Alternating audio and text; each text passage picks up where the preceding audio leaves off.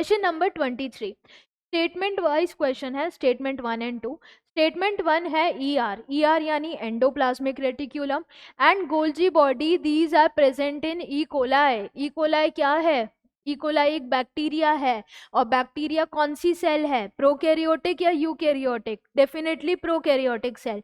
तो जितनी भी प्रोकैरियोटिक सेल है उनके पास सेल ऑर्गेनेल्स नहीं है, राइबोसोम है, पर बाकी जो मेम्ब्रेन बाउंड सेल ऑर्गेनेल है जैसे कि गोल्जी, माइटोकॉन्ड्रिया, ईआर, ये सब नहीं है।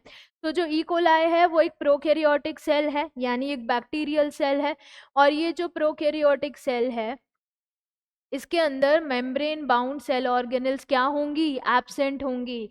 Prokaryotic cells do not have membrane bound nucleus as well as membrane bound cell organelles, do not have membrane bound cell organelles।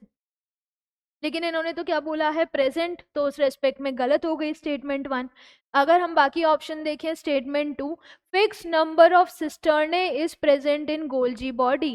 Golgi body के अंदर cisternae थे, उनका नंबर फिक्स नहीं है, उनका number cell to cell variable होता है। तो ऑन एन एवरेज अगर हम बात करें सिस्टर्ने की, तो सिस्टर्ने में करीबन कितने होते हैं? 4 to 8 सिस्टर्ने नॉर्मली प्रेजेंट होते हैं। इसी के अलावा हम बात करें एक प्रोटिस्ट सेल में, तो एक प्रोटिस्ट में ऑन एन एवरेज अप्रॉक्सीमेटली 30 नहीं 60 सिस्टर्ने भी देखे गए हैं। तो प्रोटिस्ट सेल की बात की जाए तो अप्रॉक्सीमेटली 60 सिस्टर्ने प्रेजेंट होते हैं गोल्जी में। ये एक एग्जाम्पल था। सो इससे ये प्रूव हो रहा है कि जो गोल्जी में, गोल्जी बॉडीज में सिस्टर्ने हैं उनका नंबर वेरिएबल है, या तो वो 4 to 8 भी हो सकते हैं या वो 60 या उससे ज़्यादा भी हो सकते हैं। तो यहाँ पर स्टेटमेंट 2 भी गलत है क्योंकि उन्होंने फिक्स बोल दिया है। स्टेटमेंट 1 करेक्ट, ये गलत हो गया। स्टेटमेंट 2 करेक्ट, ये गलत हो गया। Both S1 and S2 are correct, ये गलत हो गया। एंड बोथ आर रॉन्ग, ये सही हो गया। So correct answer is option D.